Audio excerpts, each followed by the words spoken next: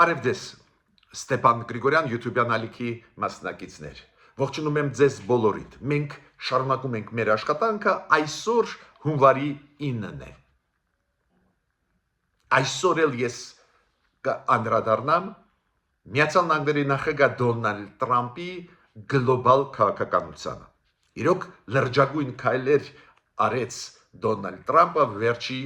մեկ շաբաթվա ընթացքում։ Եվ Վենեսուելայի ուղղությամբ, եւ Գրենլանդիայի ուղղությամբ, դրա մասին մենք մանրամասն խոսել ենք 3-4 օրը, բայց կանգ չի առնում Դոնալդ Տրամփը։ Համարձակ քայլեր արվեցին նաեւ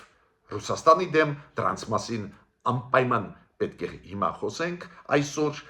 քայլեր արվեցին Իրանի հետ կապված, մեծ թվով միջազգային կառույցներից, կազմակերպություններից դուրս են բերվում Միացյալ Նահանգները Դոնալդ Տրամփի որոշումով, դուրս են գալիս Միացյալ Նահանգները, Միացյալ Նահանգների ռազմական բյուջեն կտրուկ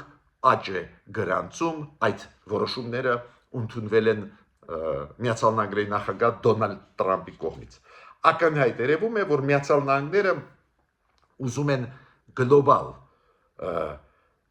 գերիշխանություն հաստատել աշխարհով մեկ գլոբալ գերիշխանության հասնել,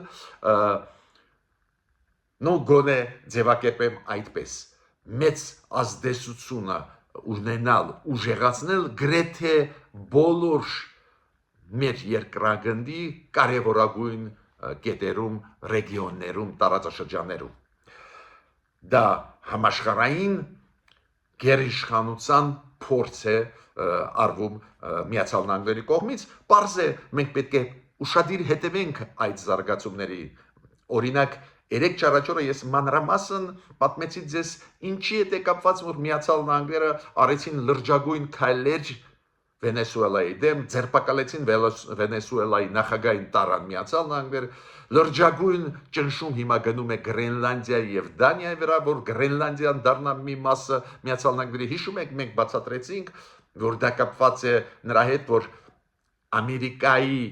եւ Հարավային Ամերիկայի եւ Հյուսիսային Ամերիկայի այս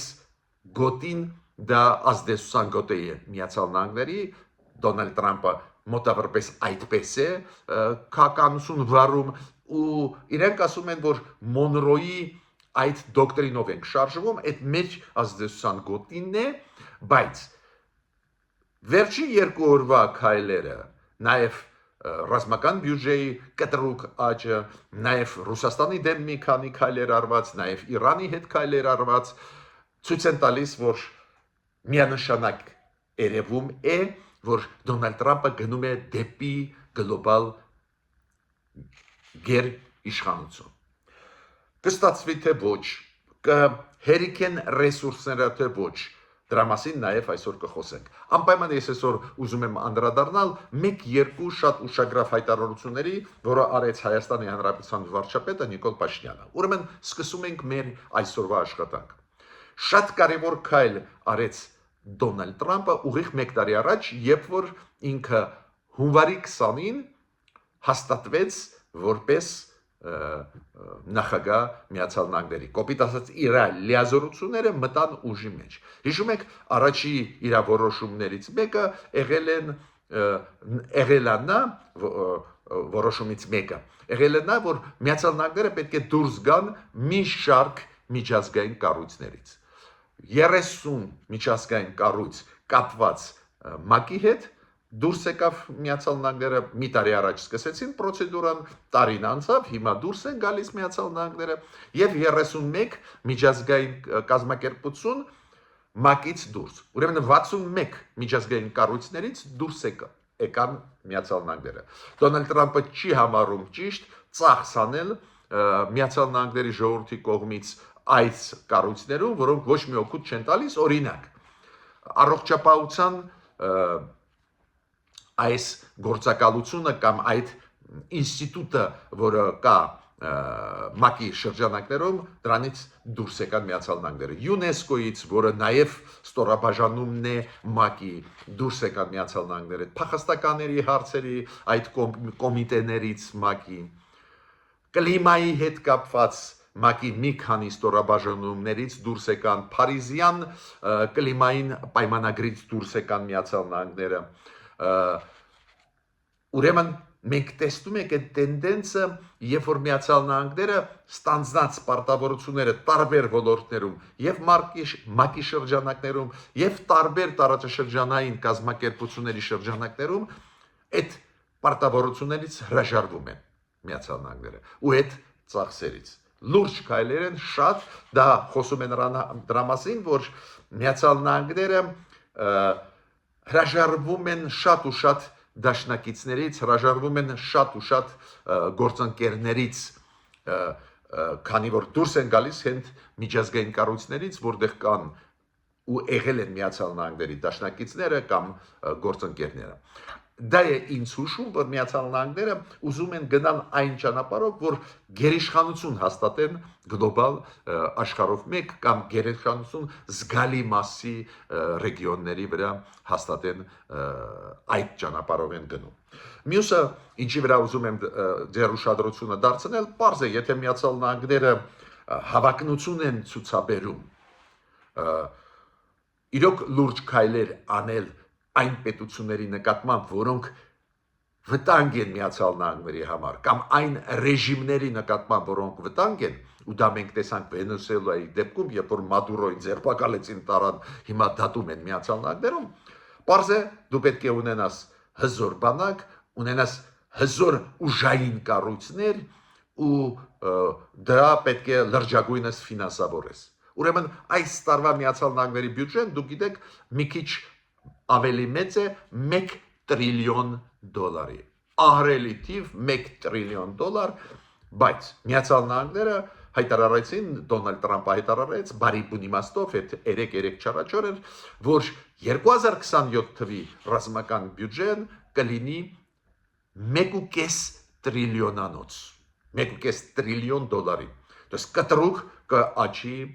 բյուջեն գիտեք եթե ռազմական բյուջե փոքր երկրի ասեք 1 միլիարդ դոլարից աճի 1.5 միլիարդ դա էլ շատ շոշափելի աճ է բայց մենք հիմա խոսում ենք Միացյալ Նահանգների մասին ամենահզոր երկրի երկրագնդի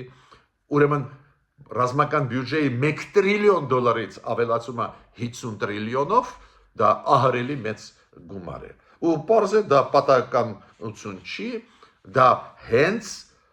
համահունչ է այն քաղաքականության, որը վերջի ժամանակներս ձեռք բերեց Դոնալդ Տրամպը։ Այո, ինքը անցած տարվա ժամանակ հունվարից սկսած 2025 թվի հավակնություն ցուցաբերում էր ու ցույց էր տալիս, որ Միացյալ Նահանգները շատ ու շատ հարցեր կարող են լուծել նաև ուժով, կարող են լուծել մեծ ճնշմամբ եւ այլ, բայց հիմա դա մարմնավորվում է այդ իր քաղաքականությունը։ Հիմա էլ ավելի համարձակ Միացյալ Նահանգները գործում են։ Դոնալդ Տրամպը հանդիպեց հայտնի սենատոր, հանրապետական սենատոր Լինդսի Գրեմի հետ եւ քննարկեցին մի շարք հարցեր, նաև հարցեր կապված Իրանի հետ ու միասին նկարվեցին, ցույց տվեցին ու կոչ արեց Դոնալդ Տրամպը Իրանի ժողովրդին պայքարել ազատությունների համար, քանի որ ազատությունները շատ կարևոր են, ինքը ասեց, որ ինքը ողջունում է այդ ցուցարարներին Իրանում դուք գիտեք բավական բարդ process է գնում, բողոքի ակցիաներ, այնտեղ դա կապված է իրոք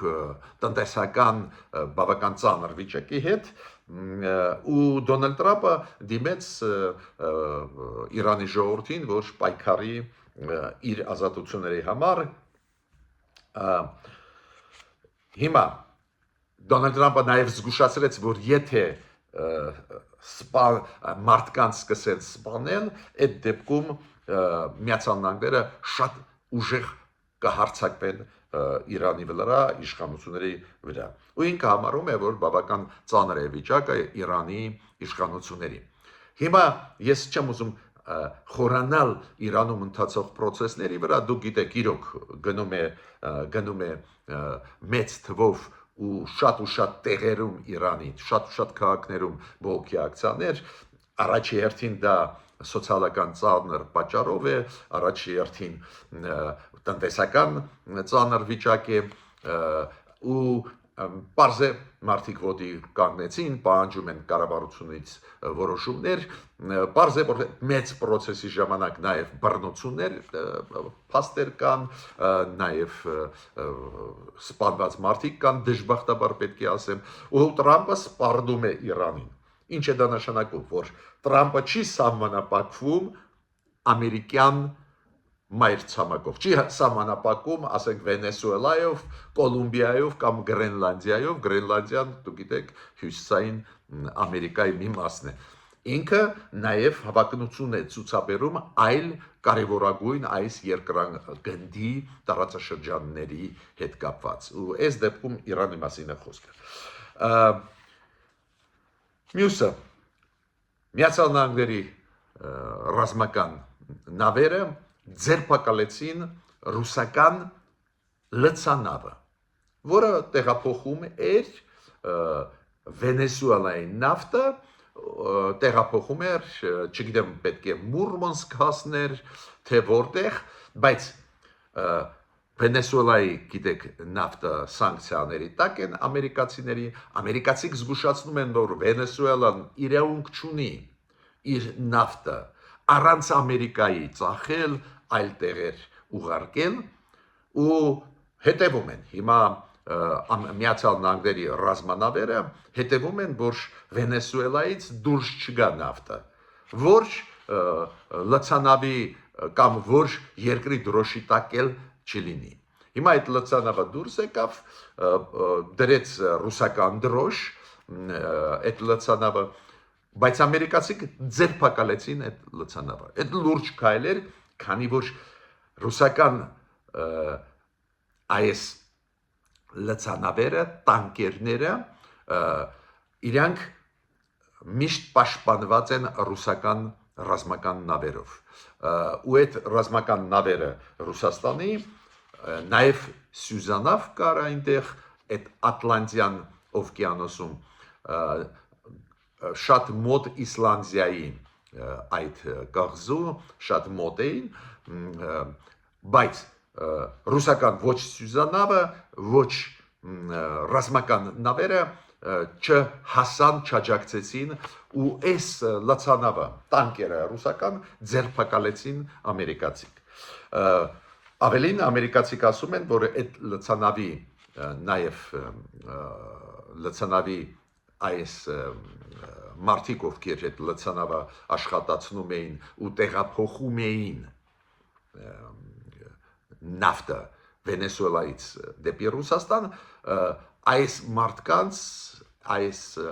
լցանավի բոլորին կձերբակալեն ու կդատեն Ամերիկայի օրենքներով։ Իդեպ ասեմ ձեզ, բավական ցավոտ դա ընդունվեց Ռուսաստանի քաղաքական էլիտայով, օրինակ Պետդումայում դրա հետ կապված ելույթներ ունեցավ մի շարք Պետդումայի պատգամավոր Ռուսաստանի, նաև այդ թվում պաշտպանության կոմիտեի անդամներ, որոնք ասում են, որ պետք է անպայման բռնել օվկիանոսներում ռուսական լցանավերը, կներեք, ամերիկյան լցանավերը, ամերիկյան նավերը ու անպայման հարվածեր բալեստիկ հրթիռներով, օրինակ Արեշնիկով, այս ձևի ձայներ են հնչում, բայց ցանկացած դեպքում պետք է փաստը ֆիքսենք, Դոնալդ Տրամպը համարձակ գտնվեց, քանի որ եւ Վենեսուելայի նավթը եւ ռուսական լցանավերը շատերը սանկցիաների տակ են ամերիկյան, դուք գիտեք, այդ սանկցիաները ուժեղացան այս տարվա, անցած տարվա օկտեմբերին, երբ որ Բուդապեշտի հանդիպումից Պուտինը խուսափեց, պետք է լիներ, հիշում եք, Բուդապեշտում օկտեմբերի վերջերին անցած տարվա Տրամփ-Պուտին հանդիպում, Ռուսաստանը խուսափեց այդ հանդիպումից, շարունակեց ռմբակոծել Ուկրաինան, սանկցիաները ուժեղացնեց Դոնալդ Տրամպը, հիմա այս եւ լցանավերը սանկցիայի տակ ընկած եւ նավթը Վենեսուելայի, Ռուսաստանի, որոնք սանկցիաների տակ են, ամերիկան քայլեր անում է, ու այդ շատ լուրջ քայլ էր, որ այս լցանավը Մարիներա անունով, Մարիներա ձերբակալեցին ամերիկացիք, ռուս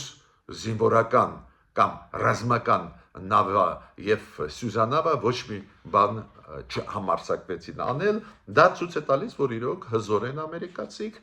ու Դոնալդ Թրամփը խոսքերից անցավ քայլերի։ Ստեղ կարելի է քննարկել ճիշտ է սրել իրավիճակը աշխարհում, ճիշտ է այս անել, այն անել, ես ֆիքսում եմ փաստերը։ Ու դա գեր իշխանության տարեր են։ Միացյալ Նահանգները ասում են ոչ ոք չի համարձակվի, եթե մենք այդ քայլերը անենք, ձերբակալենք, չի համարձակվի դրա դեմ դուրս գալ, ու այս ռուսական տանկերի ձերբակալությունը ցույց է տալիս, որ Ռուսաստանը չհամարձակվեց պատասխանել Միացյալ Նահանգներին։ Այո, Ռուսաստանը պատասխանեց, ես կարծում եմ,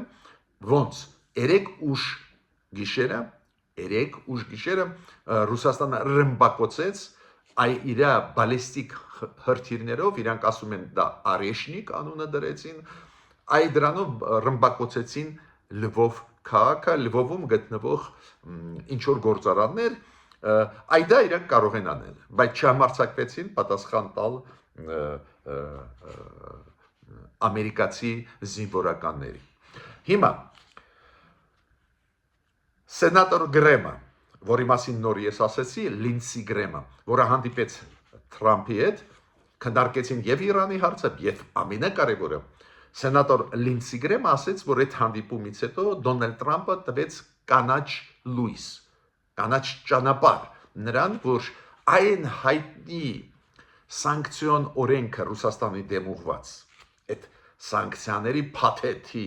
նոր օրենքը Միացյալ Նահանգների, որը այս սենատորը կոնգրեսականը կներեք, սենատորը կոնգրեսականը Միացյալ Նահանգների, ով հանրապետական է, ինքը պատրաստեց դեմոկրատների հետ միասին երկկուսակցական նախագիծ օրենքի, որի համաձայն ուժեղացվում են սանկցիաները Ռուսաստանի դեմ, շատ լուրջ փաստաթուղթ է, դրա մասին մենք անցած տարի խոսացել ենք, բայց Դոնալդ Թրամփը անընդհատ դեմ է, որ դուրս բերվի կոնգրես ու քվեարկվի, ու քանի որ սենատում մեծամասնությունը Դոնալդ Թրամփին է, այս նախագծի հեղինակները, նաև սենատոր Լինսի Գրեմը սպասում էին, երբ Թրամփը կտա կանաչ լույս։ Թրամփը տվեց կանաչ լույս, ու այդ օրենսդրական ակտը հիմա մոտ ժամանակներս կդրվի քվեարկության։ Բայց Թրամփը նաև ինչ է ասում։ Ես հույսով եմ, որ Ռուսաստանը այս վտանգը հասկանալով հետ կկանգնի ու չի ռմբակոծի Ուկրաինան, բայց Ռուսաստանը ռմբակոծեց, դա նաև պատասխան է Դոնալդ Թրամփին նաև այս նախաձեռնության հետ կապված, որ կոնգրեսում պետք է անցնի օրենք, որի համաձայն ել ավելի ամերիկացիք լուրջ սանկցիաներ կկիրառեն Ռուսաստանի դեմ։ Հիմա Գրենլանդիայից մենք 3-4 օրը մանրամասն խոսացինք, նորությունը նա է, որ Մարկո Ռուբիոն այս շաբաթ պետք է հանդիպի Գրենլանդիայի ղեկավարների հետ, բայց առաջի հերթին կհանդիպի Դանիայի վարչապետի հետ ու քննարկեն այդ հարցերը։ Վենսը փոխնախագահ Միացյալ Նահանգների ասաց, որ անպայման Դանիան եւ Գրենլանդիան եւ Եվրոպան պետք է համաձայնվեն, որ Գրենլանդիան անցնի Միացյալ Նահանգների տիրապետության տակ, ինքը բացատրում է նրանով, որ Գրենլանդիայի անվտանգությունը այդպես էլ Եվրոպան չկարողացավ ապահովել, ու Վենսը ասաց, որ այս հարցով Գրենլանդիայի շատ հեռու կարող է գնալ Թրամփը։ Նու ակնարկ է, որ Թրամփը նույնիսկ կարող է ուժային քայլեր անի, որ Դանիան եւ Գրենլանդիայի ինքնավարությունը համաձայնվեն, որ Գրենլանդիան դառնա Միացյալ Նահանգների, ասենք, ասոցիացիվ անդամ։ Նաև Թրամփը խոսեց նրա մասին, որ Կոլումբիայի հետ ինքը երբ որ քննադատում էր Կոլումբիայի նախագահան զանգեց իրան, ու Կոլումբիայի նախագահան ասեց, որ ինքը պատրաստ է համագործակցել Միացյալ Նահանգների հետ, նաև թմրանյութերի տարածման, տեղափոխման դեպի Ամերիկա, այդ մեծ վտանգ է ամերիկացիների համար, ու ինքը ասեց Կոլումբիայի նախագահան համաձայնվեց, ու ես ողջունում եմ։ Դուք հիշում եք Մադուրոյի ձերբակալությունից հետո Դոնալդ Թրամփը զգուշացրեց, որ մյուս մարդը ում հերթը գալիս է, դա Կոլումբիայի այսօրվա նախագահն։ Նու Կոլումբիայի նախագահն իմ կարծիքով ուղղակի վախեցավ ու դուրս եկավ կապի մեջ Դոնալդ Տրամփի, ասելով, որ ես ամեն ինչ կանեմ, ինչ դուք կպահանջեք անձանից։ Բայց Դոնալդ Տրամփը նաև զգուշացրեց Կուբային, քանի որ Կուբայի ղեկավարն էլ նախագահն էլ խիստ քննադատեց Դոնալդ Տրամփի Մադուրոյի ձերբակալումից հետո, Կուբայի նախագահն էլ բարձրացրեց այդ հարցը ու քննադատեց Տրամփին ու հիմա Տրամփը ինչ ասեց, երեք ասեց, որ Կուբան շատ վտանգավոր վիճակում է գտնվում։ Ինքը ասում է, ես հետևում եմ այդ զարգացումների ու կարծում եմ, որ Կուբան մազից է կախված։ Կոպիտ ասած, Կուբայի դեմ էլ կարող են քայլեր արվեն, եթե Կուբան չպայի իրան կարգին։ Այդ օրինակները ես ինչի եմ բերում։ Դրանով ուզում եմ ցույց տալ, ինչքան Միացյալ Նահանգները խիստ ու համարձակ քայլերի են պատրաստ ու սկսեցին անել։ Նորից կրկնում եմ, նույն լցանավի ձերբակալությունը Ատլանտյան օվկիանոսում, Ռուսաստանի լցանավի, Ռուսաստանի դրոշի տակ գտնվող ու դու գիտեք կանգնած էին կողքը ռազմանավեր ռուսական ու չհամարձակվեցին դեմ դուրս գալ այս ձերբակալման, շատ բանի մասին է խոսում զգուշացումը Իրանի ղեկավարներին, Կոլումբիայի, Կուբայի, այդ իրար հետևից այս քայլերը ցույց են տալիս, որ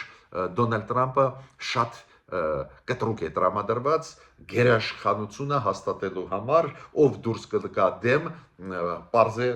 հարվածների տակ կանգնեն ու այս գերաշխանության հիմքը դրվում է։ Չեք կարող ասել, որ մենակ դա հայտարարություն է։ Միացյալ Նահանգների բյուջեն մյուս տարվա կլինի 1.5 անգամ ավելի մեծ այսօրվա այս տարվա բյուջեից։ 1 տրիլիոնից կհասնի 1 տրիլիոն 500 միլիարդ դոլարի կարգի, 1.5 տրիլիոն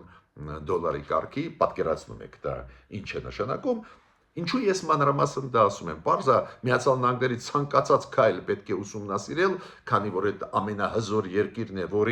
որը խաղի կանոններն է թելադրում։ Ի վերջո 61 միջազգային կառույցներից դուրս է գալիս Միացյալ Նահանգները, դա ինչ որ մեծ բաներ պետք է հուշի, հույսով եմ,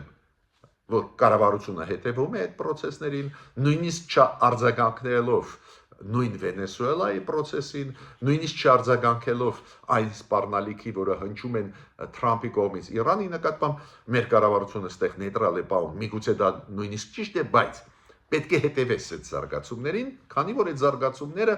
անպայման այս կամ այն ձևով կշոշափի շատ ու շատ երկրների շահերը, նաև Հայաստանի։ Հիմա ինչ ասեց Նիկոլ Փաշինյանը ուղղակի